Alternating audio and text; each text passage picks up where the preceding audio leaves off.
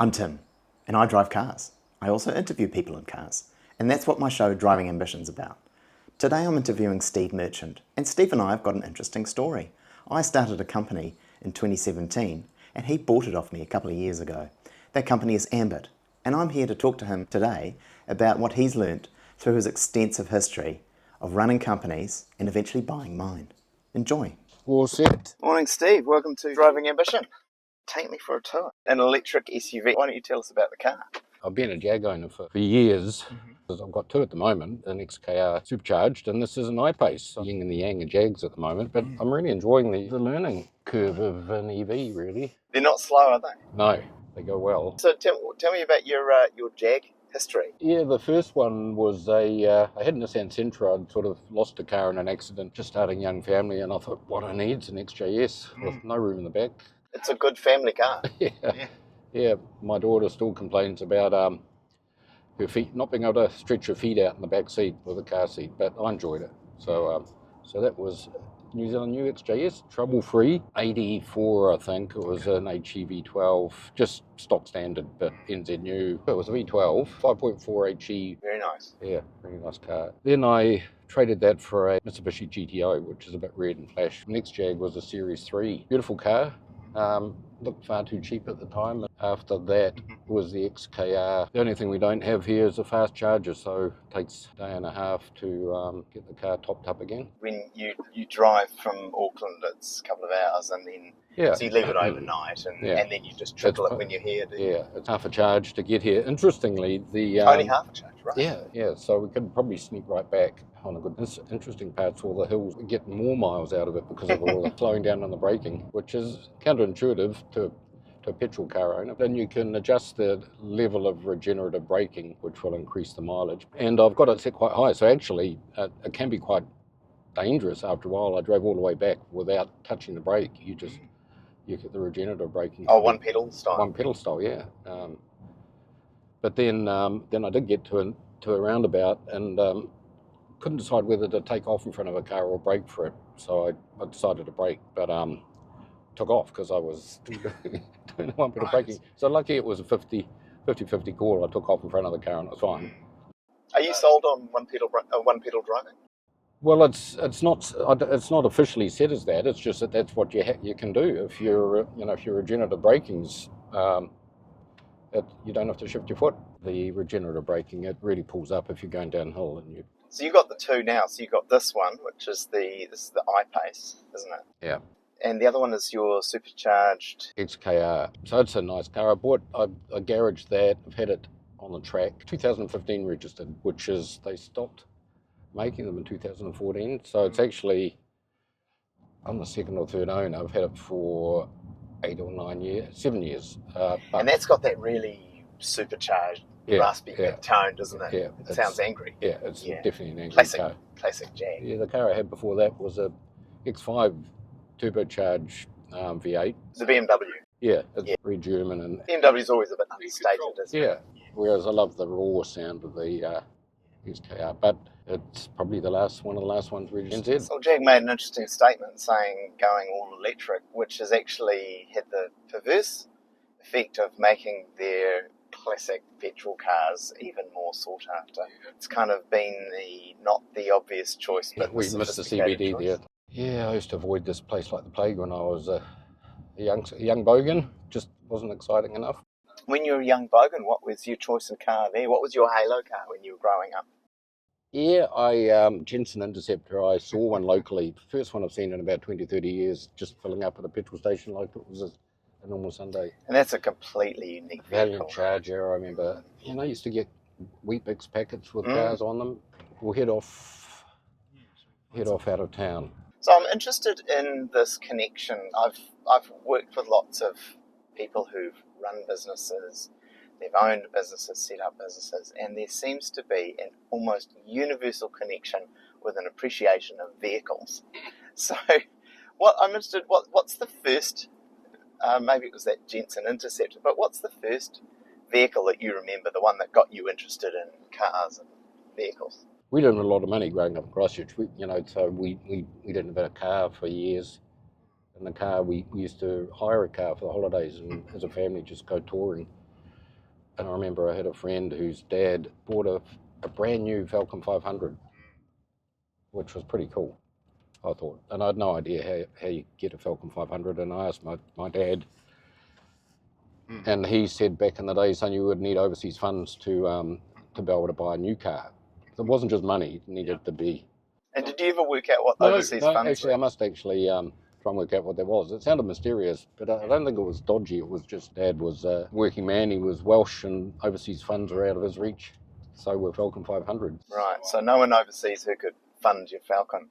No, and I remember we had a local GP he was definitely a cut above everyone else in the suburb. They were all young families scraping out their first houses, and he had 2 Jags, big black Series 1 saloons, and he used to whisk around doing house calls and jump out of his black Jag. So I saw Jags quite early on too, and my dad always aspired to Jags, so I think maybe I just had an affinity for them. E-Type, of course, everyone wants to cover an E-Type. I think it was the only non-Ferrari that Ferrari ever liked. I think he said it was maybe the most beautiful car in the world. Yeah, it's funny, because when I was younger, I actually didn't really rate the they looked like they were back to front aerodynamically, which I think they probably were. But there's certainly something you appreciate more as the older they get, or the older I get. They certainly stood the test of time. I mentioned my BMW. I was actually looking at an F-Pace, and I had a Bentley Continental, which was great, and a Prado. Still got the Prado, but we needed something for the dog. So You didn't want to put the dog in the Bentley. no. So and it was an older Bentley. It was nice. So I was looking at an F-Pace, and I drove a couple around, and then I just reached past the dealer down the road, the BMW dealer, and he had the V8, turbocharged V8 X5, all kitted out. The V8 just got me. So I was quite keen to get back into an SUV again. Just thought, all right, I'll try an iPace just to be different. My brother was horrified. What does he drive? He drives about 6 or 7 cars, actually. Oh. Mustang, Rotary, Mazda, Toyota. Oh, he's got an 86, but then a GR Yaris. So he gets that out on the track. I ended up taking my XK R out on the track, but it's a nice car. It's an older car, and I just don't like sort of stressing it out. Now, you've started off as a vet and then run a series of vet-related companies. Talk me through the beginnings of your becoming a vet, and what got you inspired? Why did you decide to do it, and where did you study, etc.? Yeah, well, we do a lot of work with vets now. We do a lot of marketing with vets and help vets on socials through various campaigns. And actually the common theme, which you never realised at the time, is the majority of vets, it's just something they decide to do when they're young, and they just do it. I remember I watched Actari on TV, I thought I was sort of be a wildlife vet, lion vet, like the mix of outdoors. Definitely always had a cat and a dog. Just seemed to be a calling, which is interesting because when you consider, if it's a considered decision, I think there's a lot of reasons why you wouldn't do it. What age were you when you started thinking about this? About 7 or 8. I used to tell the old school teacher, and they always ask kids what they're going to do, and the stock standard answer was, well, it's pretty tough. You're probably not going to get them. What's plan B? It was interesting. I can't remember anyone actually talking you into it or even validating it. Most of the people were slightly surprised because it was a bit unusual. Because if you said, I want to be a builder or an accountant or a nurse or a teacher, an engineer, then they would have understood.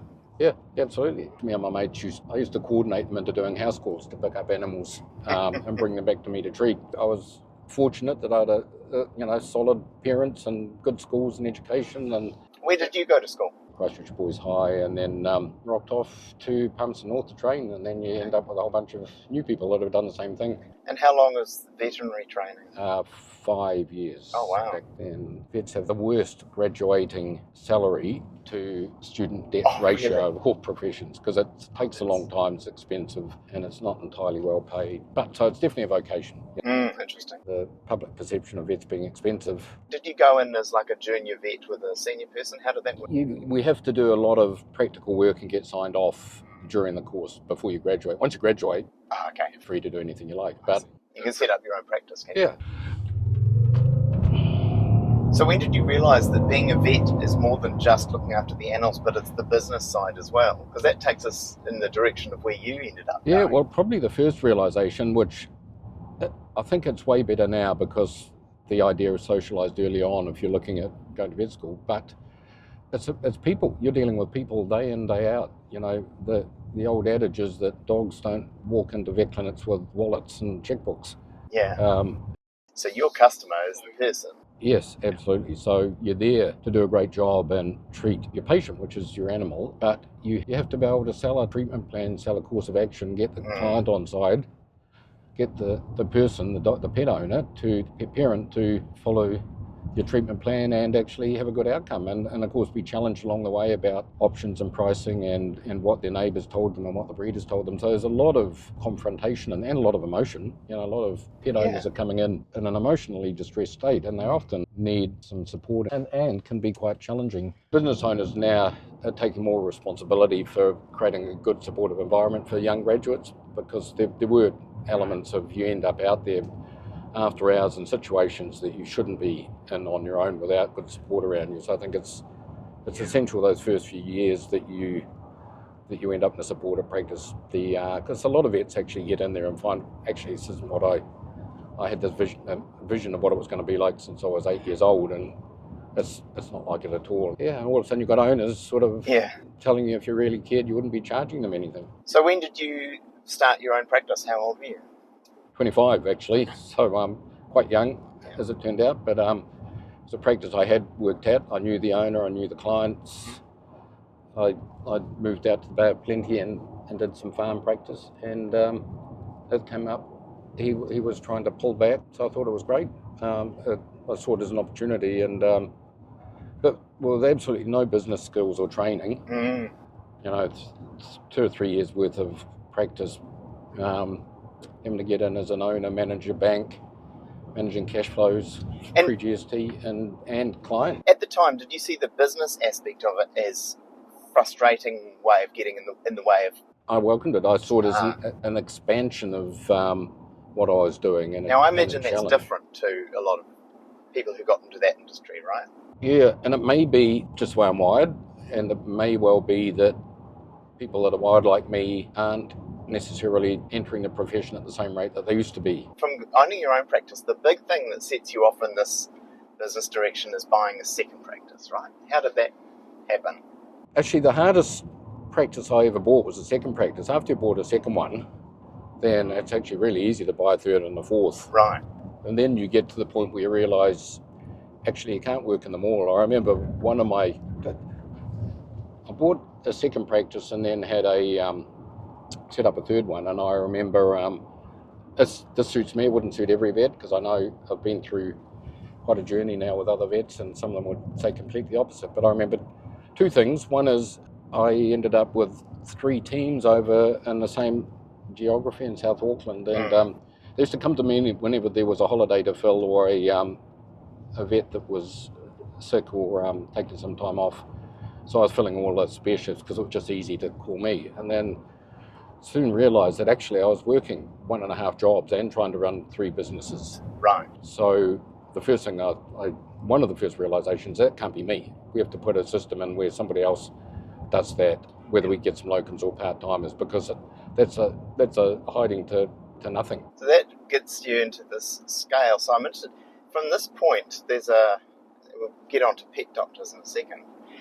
When did you bring in someone like a commercial manager or someone like that who wasn't actually a vet to run business? Yeah, I guess to be fair, you know, when I talk about me a lot, my wife at the time was a vet nurse, and we started this business together, and I defaulted into being the vet and she defaulted into being a practice manager. I see. Certainly as a team, I think she was a huge part of where we took the businesses. And I remember we had a really close-knit team in my first practice, and then I remember one of the nurses in particular asking me, or telling me that I'd forgotten about them. I was only seeing them for half the week, and they didn't feel quite as special as they used to. So I think that's a lesson.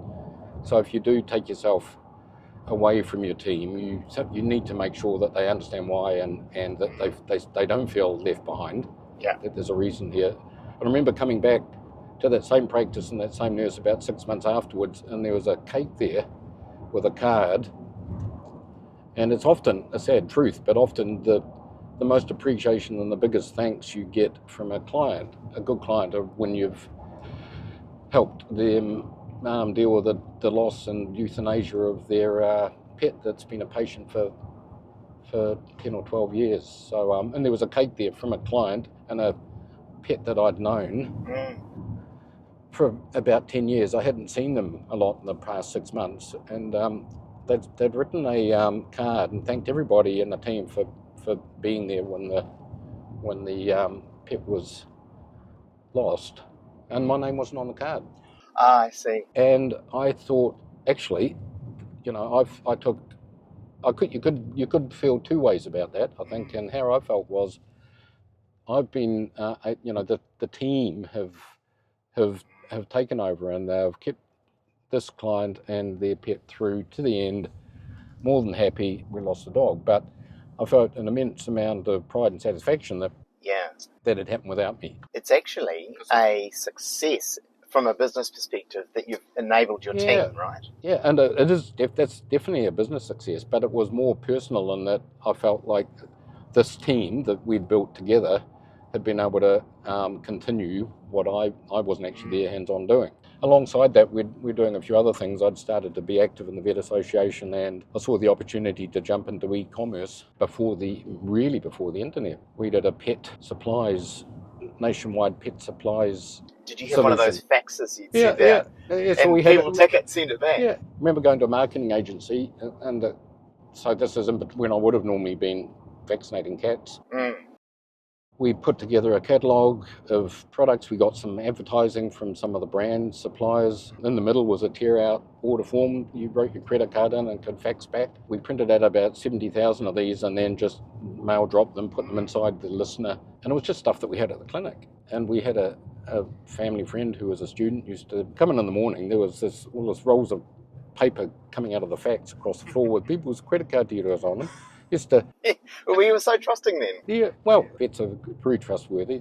They are one of the most trusted professions. So we just used to take the faxes out the back and just take the parcels off the shelf and then ship them around the country. So you're starting to get into that kind of logistics that's driven beyond the shop front. Well, I saw an opportunity. That was the opportunity to do that and expand out of the reach of our region and supply need that wasn't currently done, but it was done in other industries. And we just used the tech of the time. So I think I've always been interested in tech as an enabler, but it's back to front. It's not saying this is what we want to do. Yeah. And it's print and fax and credit card. So that's how we did it. So those technologies or whatever they are, they just happen to happen because you needed a way of making it efficient. Yeah. Then we had customers from overseas. We put up a website and we had customers from overseas look at our pricing, thinking, well, for the smaller items, when you're from the US and you're looking at NZD, it's actually so we ended up getting orders from the US, so we had to set up a .com site as well to match the .co.nz site. So that was driven by demand and seeing an opportunity. By that stage, you're less a vet, although you're still a vet, but you're running businesses. When did this evolve into the company structure of PetDoctors and what happened then? Yeah, I guess there's one other step that was quite interesting. We really believed in team-based medicine, so that our veterinary nurse team were critical and wasn't just vet-driven. So we really needed good veterinary nurses, veterinary technicians that knew what they were doing and really loved working in practice. We couldn't find them. There was always a shortage of veterinary nurses. Went to a seminar at Unitec and they were talking to the nurses at the time. This would have been 20 odd years ago now. And they were all vet nurses. They had all left school and they were training to get a vet nurse qualification. But only about 40% of them actually wanted to work in vet clinics. I don't know what the rest were doing, whether they just liked the sound of it or whether they were doing it as a gap year. Two things happened. I started actually looking at talking to an immigration consultant and saying, actually, if we could get visas and bring in almost degree-trained technicians from the US who weren't paid very well at all, we could actually bring them over and get them a working permit, working visa, provide them a holiday and some accommodation, and actually employ them as a solution. And then what stopped us, I mentioned it to a mate who's I'm still in business with, in one of my businesses. He was a a teacher, he was a vet that used to lecture vet nurses, and he said the same thing. So he said, why don't we set up our own vet nurse school? So we thought, well, I had some room out the back of one of the clinics that we could turn into a classroom, completely unfunded, but we had to sort of pay his wages and some wages. So we went to a couple of the suppliers, and I think it was Marielle at the time, said, yeah, that's a great idea, we'll sponsor that. So we started up a PTE alongside the clinics. So we started to have some synergistic peripheral businesses. So we had the 3 clinics, we had this e-com business, I was doing some vet association work, and then we started up a vet nurse school out of one of the clinics, which of course after year 1, not only had we had all these assistant vet nurses during the year being trained up in our clinics, and the teams loved it, we had pick of the crop at the end of the year. Of course. And they were paying us for us to train them. Oh, yeah, of course, right.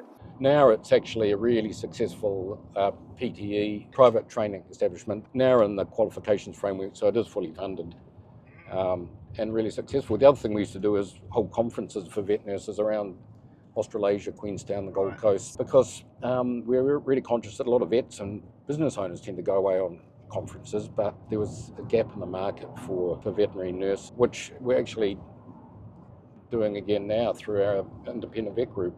We're spending a lot of time educating and putting seminars on for nurses. They're as good as the vets would get to see. They're in good locations with good catering and good lecturers. And so about that time I thought, I should probably get some business training. This is about 22, 23 years ago. I should probably think about maybe an MBA, or what do I do? I'm doing all this stuff and I've got a veterinary degree and no qualifications in tech or business or training. So I remember rocking off to the University of Auckland looking at an MBA class for the following year. Sort of got talked out of it, basically saying I wasn't MBA quality. I mean, if you're in an enterprise corporate level and you're looking at advancing your career, so I would have been doing it potentially as a curiosity rather than an established career track. I ended up signing up to the Icehouse Owner Manager program, Yes. which is a combination of the MBA program and entrepreneurship run out of, say, Auckland University with commercial support. I think it was from the BNZ at the time, I think it might still be, and actually saying let's put the same degree of training and governance training and strategic and business training, but into people that keep them in their business and actually do it to grow their businesses and support the economy and take these businesses up that S-curve. I remember David Irving, who'd started it, talked about the classic New Zealand business, starts slow, goes up fast, then tails off, and then they just sit there. So how do you actually give them the second S-curve? And so that basically started my journey on actually trying to separate governance from management, becoming strategic, getting good people, getting the best people you can around you. Thinking I'd already realised you don't have to be the smartest person in the room. That launched us into bringing all those businesses together and ended up being the biggest small companion animal group of peripheral businesses in the country after a few years. So when did the PetDoctors name come about? 2007. Tricky timing. Yeah, it was actually. We did a consultancy with an American guy who was also big into team-based training. There was a like-minded vet in Wellington who was doing the same thing. He had a couple of practices. So we did a couple of off-sites and got all our teams together and realised we had the same vision for how all this could work. And I had 3 practices in Auckland plus these other businesses, and he had 2 in Wellington.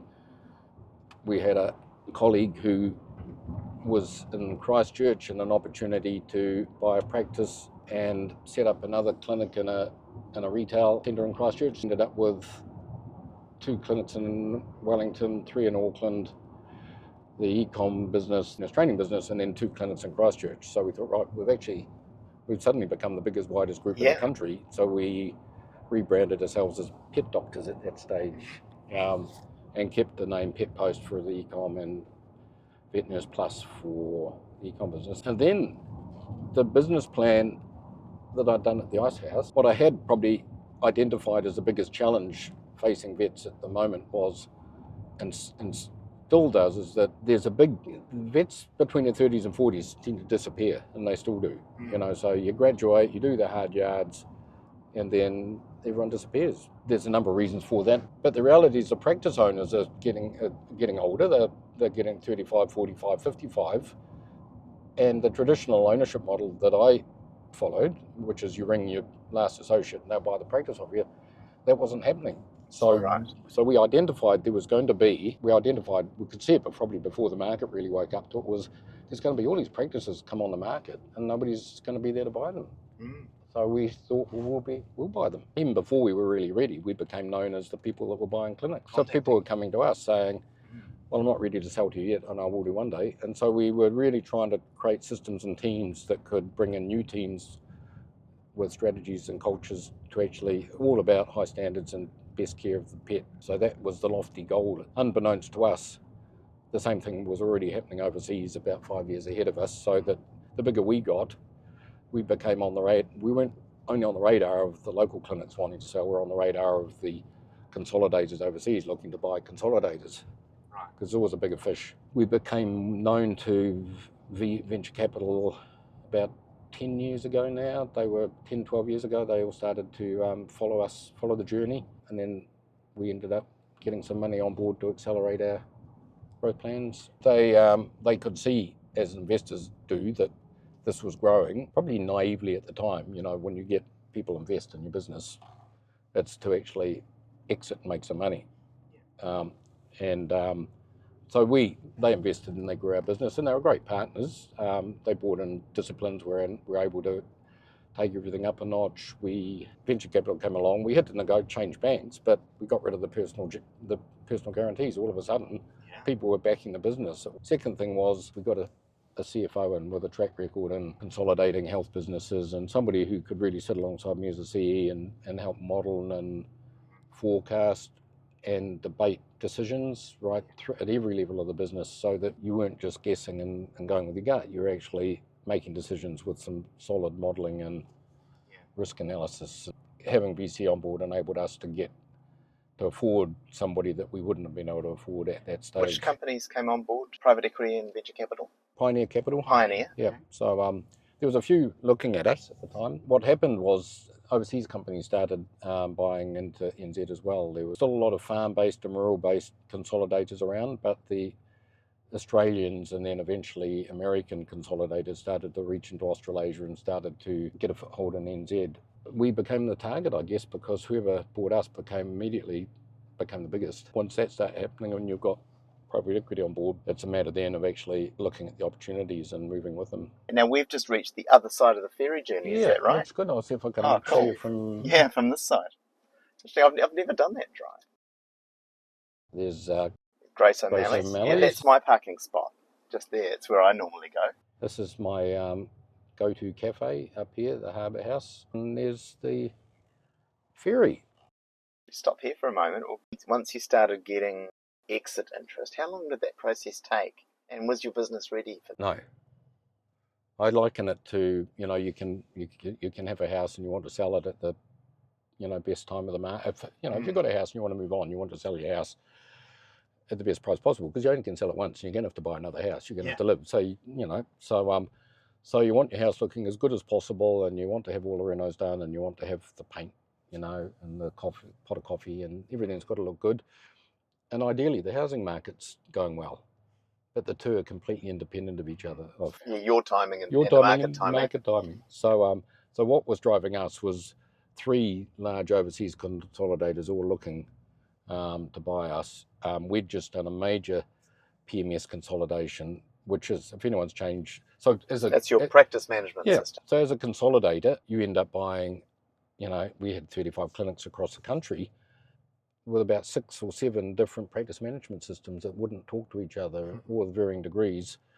And so if you're trying to actually let your teams get on with what they do really well and remove some of the admin and stock control and accounting, you need a good system behind all of that. What did you settle on? We went with the New Zealand success story, EasyVet. Hadley, really interesting story. He had done some work in pharmacy and had a smaller exit there, I think.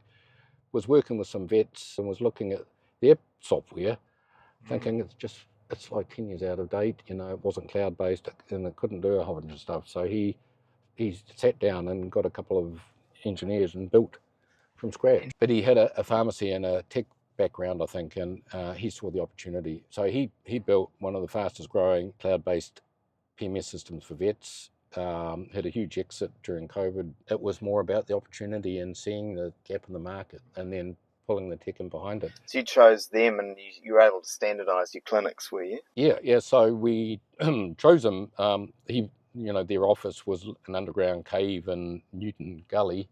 So literally I can walk there from my house, and he's the CEO of the business, and he came along to PetDoctors head office, and he sold the deal. We're one of the first groups that used his PMS. So we wanted a group head office type support office structure to the system, and then the clinics had to run their own databases and be able to speak to their own pets. So we pulled that together, which took a bit of money. We had to get a team on board at our end. You talk about the external costs, but the internal costs. But then just to pull it together and actually make sure our ops and marketing teams and our accounting teams had some oversight. And in the early days, it didn't all go well. We had, vaccination reminders for cats in Christchurch being sent to owners in West Auckland, which confused everybody and impacted the business. But we got through it. But the timing of the investor market was, in the end, we had investors coming along saying, now's the time, and you need to have that finished.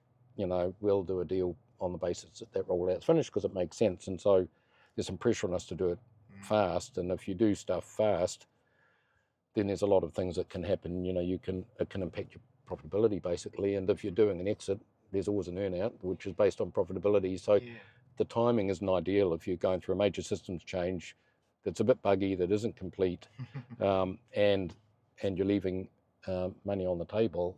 So how long did that process take from exit inquiry through to actual completion of that deal? I would say you should be thinking about exit when you start up a business. You shouldn't be surprised that one day you're going to want to leave, and you want to leave a legacy, and you want to have created and captured some value and leave on your terms. And the more you can be prepared for that, the better the exit will be for everybody, not just for you. And the minute we got private equity on board was when we started to exit. Because that's in their plan, isn't it? Absolutely. They don't buy it to be a long-term owner. They buy it to sell it. One of the questions you should ask getting private equity on board and part of a fund, well, how long's the fund got to run? If you're 4 years in to an 8-year fund, well, then odds are there's some pressure on you to do something. Really understanding what that looks like, and the last money in is the first out, as I've found. Possibly you'd know that. So they get to set the rules, don't they? They get to set the rules, and when they want to go, it's on their terms, not yours. When did private equity invest in you?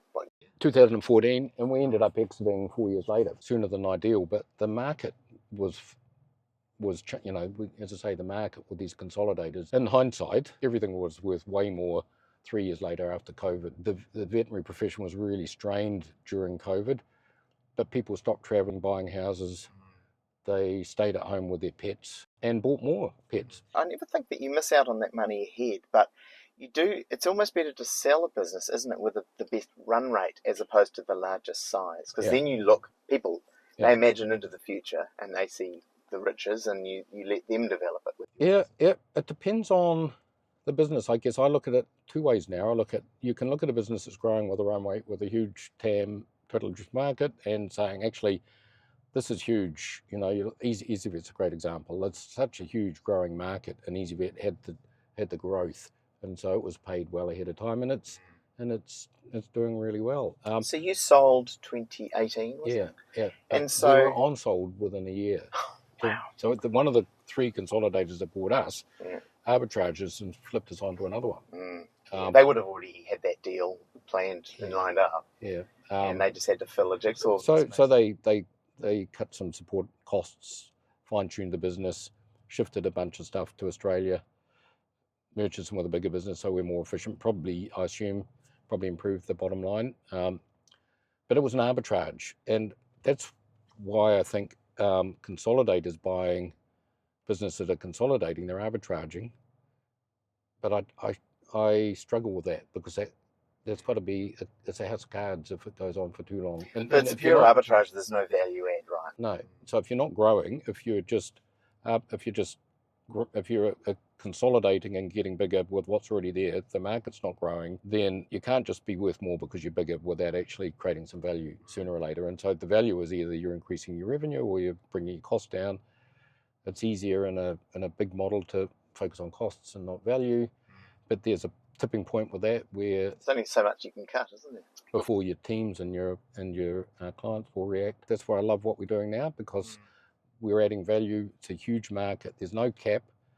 You know, it's not like there's so many clinics around. We can add value. Let's get on to that. I mean, you spent what, it was about a year, and then you started getting itchy to do something new, right? Yeah. I think that's when we met. When you met, and I'd always had. It's interesting. So I'm not a born and bred CEO. I've had no training. I'm entrepreneurial. I see an opportunity.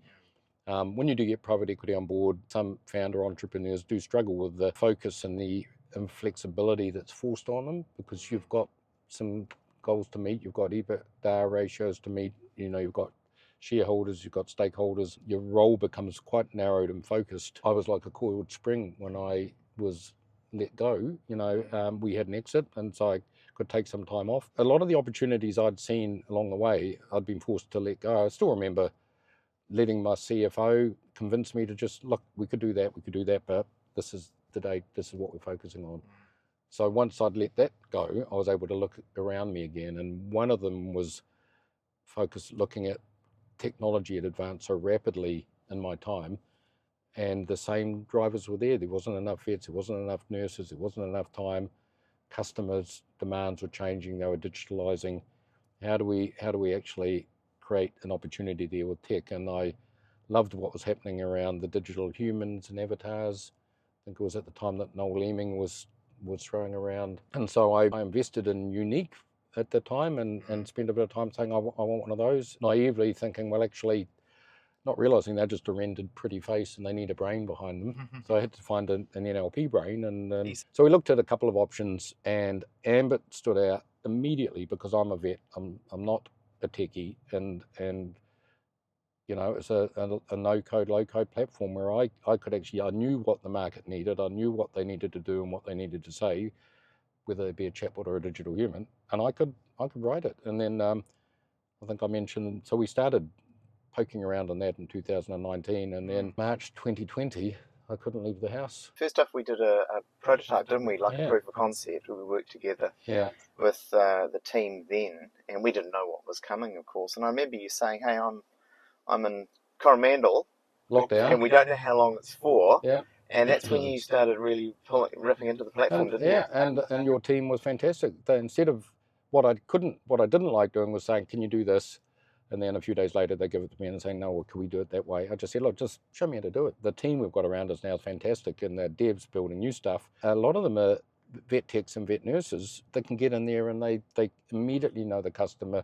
They know the workplace. Doesn't matter whether it's a Cocker Spaniel in Milwaukee or a poodle in Remuera. They know what it's like, and they can use our platform to create the right outcomes. Let's chat quickly about what you've built on top of the Ambit platform, because when we spoke in 2019, you had an idea, but then you built what became ClinicWise. Just tell me that. Yeah, well, it's interesting. So it started off being a digital human, and we needed a brain behind it. I had good relationships with supply companies and head office of major brands like Zoetis and Royal Canin, etc., through Vet Nurse Plus and through Pet Post and through the PetDoctors days. So I went to a few of them and said, here's an idea. How about we build and you sponsor and we give away self-isolating virtual assistants to vets who are having to operate through the pandemic with increased workflows and having to cut teams down. So they all thought it was great. So, and we've still got a bunch of them out there around Australasia that were launched during the pandemic specifically to take the pressure off teams in the workplace. So we started to do that, and we call them our Generation 1 chatbot. And I look at it now, it's actually a bit embarrassing. They used to talk about themselves a lot. We used to put people into clinics saying, I'm Sophie and I grew up on a farm and I love to do this. It was very personalised. Flip forward 5 years. Gen AI, nobody had heard of RAG back then. So what we've done is we've just been completely design-led. So we've thrown stuff into clinics, always with the idea that this is a huge market. So Ambit's a fantastic platform, and we're looking at driving a vertical off it to create value and address issues and needs in a really, really targeted sector. But it had to scale, you know. We ended up creating APIs and doing a variety of things to enable you. Yeah, absolutely. It was, and it was fantastic. We sort of said, look, Storby was a great example, you know. Vets wanted to get back into the retail space and be able to sell and drop ship to their clients and compete with the big box retailers. So we built an integration where their chatbots could actually one-click check out, sell items. When we came and said, this is what our vets are asking for, can you help build us an API? So we connected your dev team with the Storby dev team, and then we have the solution built. Now, this time was about 2023. Now, I discovered in the middle of that year, about July, that I was no longer CEO of Ambit, and from that moment, I didn't hear a whole lot about what was going on. Do you want to pick the story up from there in terms of, you know, how did it happen for you that you ended up essentially buying a company that I'd started? So you sold us the dream, and we had a few choices, and then we'd become dependent on Ambit, and I think we were always building Ambit with two things. One, it's got to be design-led, but B, it's got to scale. You know, we've got a SaaS product, and vets are busy and they want everything, but it's got to be turnkey and can't have a billion nodes.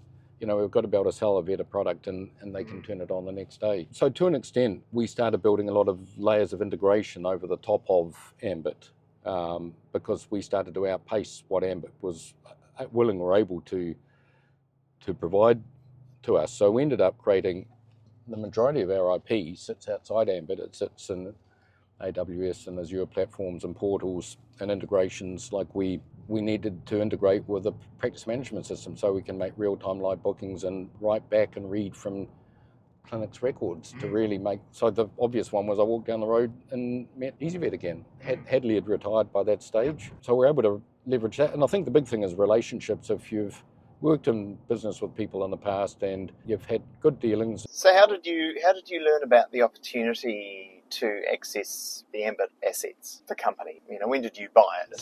So basically, when we started integrating with EasyVet and you know, a lot of the core APIs and linkings were in Ambit. So the bigger we got, the more dependent we got on Ambit. And then it actually became obvious to me about 2024, maybe 2023 actually, started thinking, hang on, have we really got a genuine business here?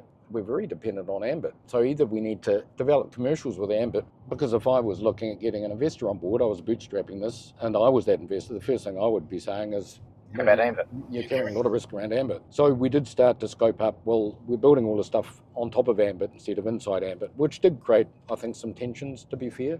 Yeah, I didn't see them, but I imagine it happened with the team. Yeah, well, sometimes the team was saying, you're doing what? You're taking payments.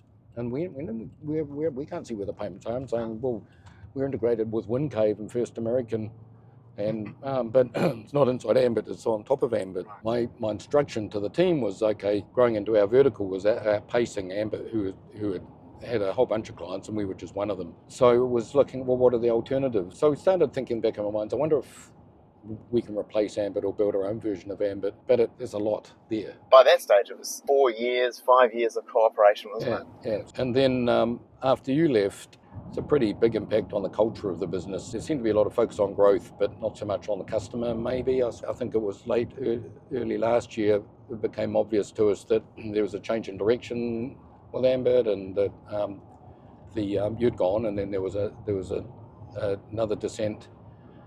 And there was a whole bunch of really happy, loyal clients with Ambit worried about what was going to happen next. And we were one of them. As it turned out, we purchased Ambit. So, did someone from Ambit reach out to you, or did you reach out to them? I often wonder whether we were always the target, but no.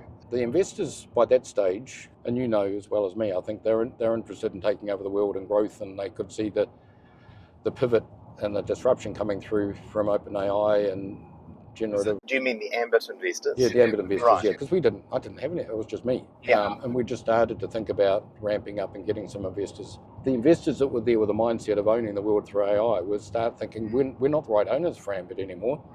Ambit's a really good delivery model for customers that need the solution. I started that discussion of exit. So did someone from Ambit contact you? So somebody from Ambit contacted me and said, we need to have a chat. They're not the right owners for the business anymore. We need to find another owner. Interesting. Okay. And I immediately said, well, who's the new owner of that? How are they going to treat us? We're a client. Yeah. What's it mean for us? So that conversation led into, well, actually, let me make sure that before you sell it to anyone, that you give us the opportunity to look at it. Which, of course, if I was Ambit, I'd be looking at who's got most to lose here and most to gain by buying us. It was probably us, Yes. because we weren't just a client. You were highly leveraged to the situation, weren't you? And we So I could, remember those discussions early on. This was a big strategy for me, was ensuring that we were working with people who wanted our success as well. And it's a really good learning, because we were ultimately Ambit's best and stickiest client. Yeah. Because everything we did, our whole business model was dependent on Ambit. So, and we did a really good job. And I think so the focus, rather than, so when we took over, the focus was on customer and delivery rather than growth. So the first thing was us, and then every other client that Ambit had that's still with us now was about, okay, let's focus on you as a customer and make sure that we're not necessarily going to grow around you and grow and ignore you. We're here. That was interesting, because the culture I tried to institute was that looking after people as best we can was more important than just growth for the sake of it, where we churned. And I said it was more important to eliminate churn than it was to grow. So I thought, if we have a set of customers who never leave because they love us, that's wonderful. Yeah. So my learnings in Ambit, still curiously, it's been just over a year now.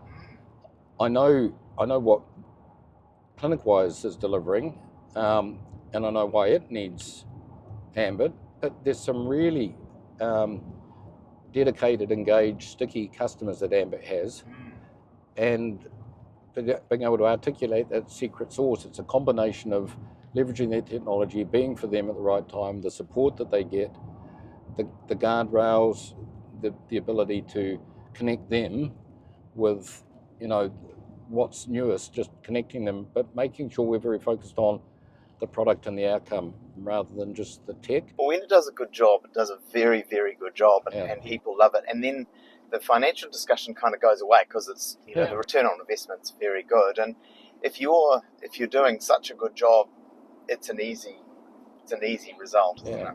And so there's always the temptation to think, as an entrepreneur, thinking, well, what other verticals could we now spark off? If we have domain expertise in a vertical, physiotherapy or dentistry, or we were maturing now. I know if we had a full-time CFO sitting beside me saying, Steve, just focus. So that's probably the key challenge that we've got now, is we've got a brand Ambit and a brand ClinicWise, and we've got teams that share a lot of stuff in the background, because we've been able to double our dev team and support each other. And the stuff now ClinicWise is bringing back over to Ambit customers. So it's actually a really good synergy. But at the end of the day, I've still got to try and ensure that we're delivering two brands to our customers. And when did you start Ambit? 7 years ago? 2017 we started. We got our first customer in September 2017. So it really is 8 years since first customer. That was the first regular customer. So it's just, we're in an environment that's just changing so quickly. To a lot of people have heard of Ambit, and you've mentioned people a lot. So what are the things that you've done that have, over time, made you fairly successful in the things that you've chosen? I've been able to see opportunities and take some risk, and then build teams around. You've got that risk tolerance. You've mentioned a number of things you're doing so early to e-commerce. There wasn't even an internet. How were you able to take those risks and be comfortable where other people were scared? Maybe it's just the way you're wired. Could always be worse is one of my mottos. But I don't think I'm completely financially driven, which is, I like to be successful. I like to see things and build teams. Probably the negative trait around that is, if you give me something that's successful, that's been built and providing a need, and say, look after this for 10 years, I'd be bored by Monday. Well, you're not the person to hold the tiller steady, right? That's the same as me. I'm the person who builds the boat, heads out to sea, manages it through a storm, and as soon as it's plain sailing, it's like, make me walk the plank. The risk with that is, being levelled at me, is that you might create turbulence and uncharted territory where it doesn't need to exist, because that's how you're wired. Well, that's where you need to find yourself at the upturn of that S-curve that you mentioned, right? The early stages creating. Which is great. So I think it's all been about balance. So, I definitely don't want to be the smartest person in the room I think if you're potentially not adverse to risk and willing to take quite a bit of risk and stretch stuff, then you probably do need some people around you sooner or later that actually balance that out. So what's your trick to people? How do you find the team? I've often found actually that the team finds you. If you've got a good reputation in the market, you've got a good network, you've got a good idea, and you're seeing an opportunity, then people tend to, like, we've got no shortage of people wanting to work for us at the moment, or come to us or buy us. Interesting. I've asked a lot of people, a lot of business owners, leaders, this question. It's the first time I've heard that. I think it's brilliant, which is the team find you. I guess for that, you need some experience, some time in the game, a bit of a reputation, etc. And that's not something that you just turn on overnight, right? So I was reflecting on that the other day, because one of my other challenges is I'm continually potentially conflicted, because to be fair, the vet, while I talk about the vet market being huge, the veterinary software market is globally is projected to be $3.2 billion in 4 years' time. So it's a huge market, but it's still pretty tiny. And there's not many vets in NZ that don't know everyone else. If you're commercially active, you're going to the risks of conflict of interest are pretty large. So I've often had to reframe conflicts of interest to be called interests or parallel interests. And some of them actually bring you opportunities, some of them are conflicted. And so managing those transparently and upfront when you have to declare it or you have to step out. Yeah, having those networks definitely helps. I can tap people on the shoulder and do various different things, and doors open a bit faster if you've got a history of doing what you say you were going to do is probably the big thing. But that's the thing, looking for the alignment of what they say and what they do. And if it doesn't work out with somebody, then always treat them that you're probably going to come across them, whether it be for a beer or for another business opportunity, or they're in a new role or a new role. I mean, I've basically left the profession half a dozen times and I'm still in it. So it does make it easier to open doors, but it does mean that your history and your interests are fairly wide. Like now we're supporting independent vets throughout the country. We've got about a quarter of the vets in the country are members of the Indie Vets group. Tell us about that, where that came from. Well, basically, it's come from the dark side of actually being a practice consolidator.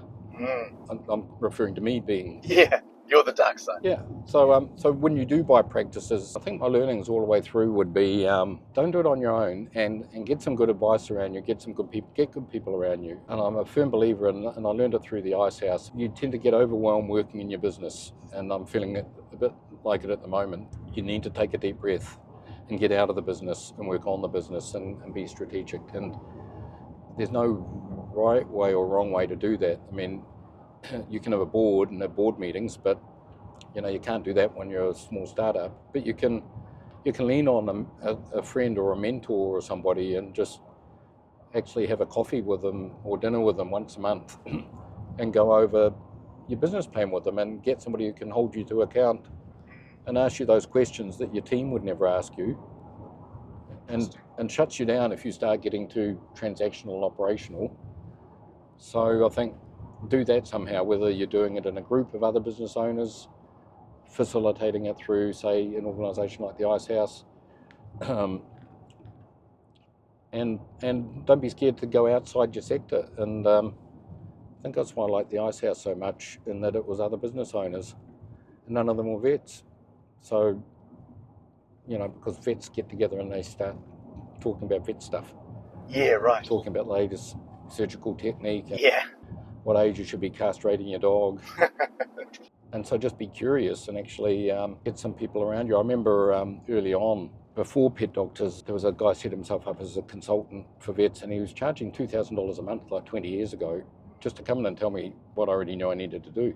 And then I ended up having to do stuff and reports for him, and the team used to get really annoyed. But it was a good discipline. Right. So I think it doesn't matter what business you're in, it's not coaching so much as somebody who takes you out of your day headspace. And you get that over time with a team anyway. It just happens organically once you start growing, but maybe think about it sooner. Yeah, it's interesting when you've got a team that miss you on the day-to-day basis. versus a team that can operate without you is quite a big step. Yeah, when I tell that story, a lot of people go, "Oh, shucks, you must have felt really stink." And I thought, actually, no, that was a high five moment. I mean, I still obviously felt for the owner and the dog, but you've empowered and created somebody it's almost like there's a legacy involved there around your business that wasn't there. Sometimes I think businesses are quite creative because you're often there's nothing there before you started, and then you created something that is actually people are coming to every day to either work or to talk about or to have solutions fixed, and really satisfying. Yeah, that's right. I remember one of the proudest moments of my business career is the first time I ran payroll for my own company. Now, I wasn't actually on it. I couldn't afford to pay myself. But every single month, I always ensured that we got payroll right. We never missed it. We were never late. Always check it, make sure people got paid right. And I took a great deal of responsibility, which was that these are people paying their mortgage, they're paying their rates, they're paying non-negotiables, rent for their family. For the years that I've run companies, I've always checked payroll to ensure that the right thing is done. Yeah, I agree with that. There's a huge responsibility in that you have to look after, trying to talk to them about what their aspirations are, hopefully give them the opportunity to be really good leavers at some stage or do something even better. I always tried to treat people so that they felt like they were able to leave and do something else, and then they felt able to come back because they felt welcome. And you've had a couple of people come back, haven't you? Yeah. Yep. So we're doing a pet wearable technology as well at the moment. A colleague of mine, he was locuming for us. So he was almost like an employee. He was a mate. Back before PetDoctors, we set up Vetness Plus together. We were partners in that business. Now he's set up his own veterinary practice. So we've been able to help them out with a little bit of advice. And they're in a different geography. And he's also an investor in a pet wearable that we've done. So it's like, people tend to come back to you a lot. I didn't talk about that pet wearable, but it's an interesting space. A whole bunch of the people that are involved in PetDoctors have actually got in behind that as well. And when did you kick that off? That was during COVID as well, actually. Is it like Find My Pet or Monitor My Pet? So it's actually a really interesting story. A Hayrex, which was a really good piece of technology, invented must be 15 years ago now, and had a lot of peer-reviewed studies and work done with students and zoos and research organisations. So it was a 3-axis accelerometer which converted various motions and activity to various output. This means scratching, this means restlessness, this means, and then turning that into scientifically valid output. Bit of machine learning running that to work out what. Interestingly, it was sold to vets like an ankle bracelet. It's like you're doing a surgery on an animal, you're telling the owners to cage rest.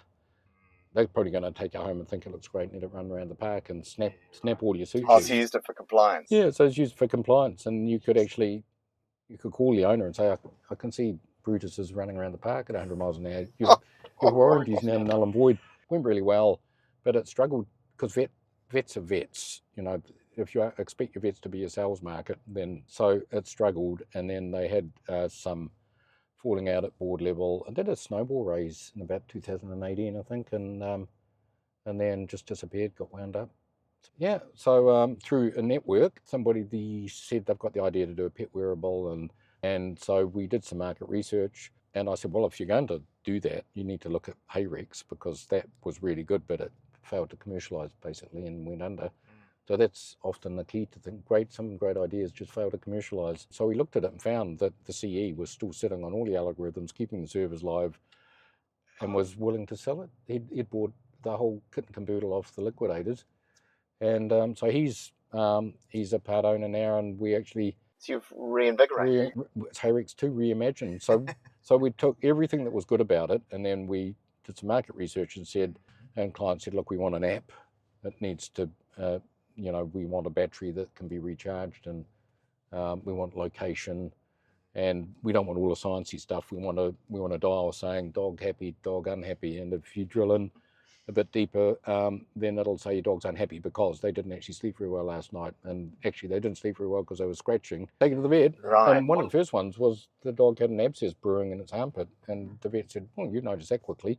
Just a quick shot of antibiotics and it'll be good to go. One of the ideas was to gamify it and say, actually, let's put some reward, get 100 Wagos, you actually get a free flea treatment And you get your waggos by taking the dog for a walk and give the kids a kick to get them off the TV and take the dog for a walk. Oh, that's a good story. Let's wrap it up there. Thanks, Tim.